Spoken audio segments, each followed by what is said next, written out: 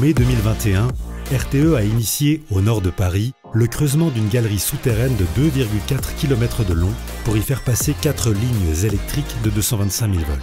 Objectif : retirer d'ici 2024 27 pylônes et 15 km de lignes aériennes qui traversent actuellement les communes de Saint-Denis, Villeneuve-la-Garenne et l'île Saint-Denis.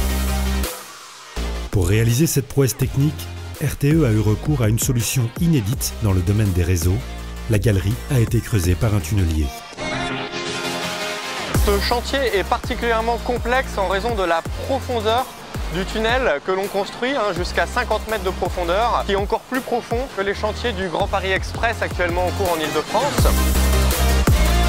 Les travaux vont permettre de libérer 80 hectares de foncier pour y réaliser de nombreux projets d'aménagement et accueillir le futur village des athlètes.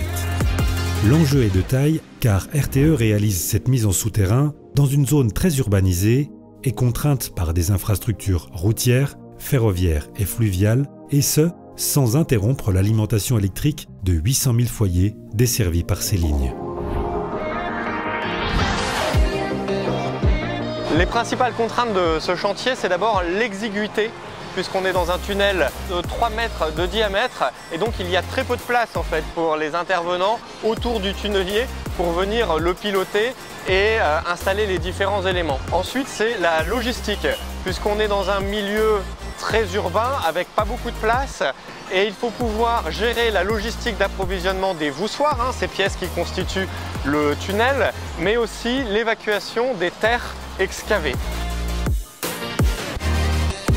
Et puis enfin, l'organisation du chantier, puisque pour faire tourner un chantier en 7 sur 7, 24 heures sur 24, il faut 5 équipes d'environ 15 personnes qui se relaient avec une rotation à organiser.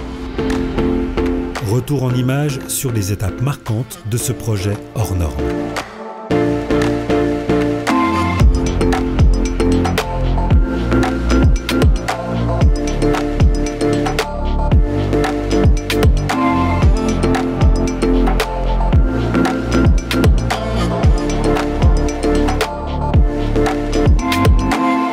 Ces travaux souterrains ont l'avantage de ne présenter aucune gêne pour les riverains et les activités dans la zone.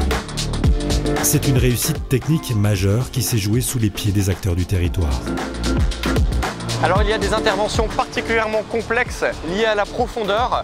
Pour aller inspecter les outils de coupe du tunnelier, les intervenants sont obligés de faire des plongées sèches hyper bares dans un environnement donc à plus de 4 bars de pression. Des opérations très particulières où on ne peut intervenir que dans des créneaux de 30 minutes avec des périodes de compression et décompression.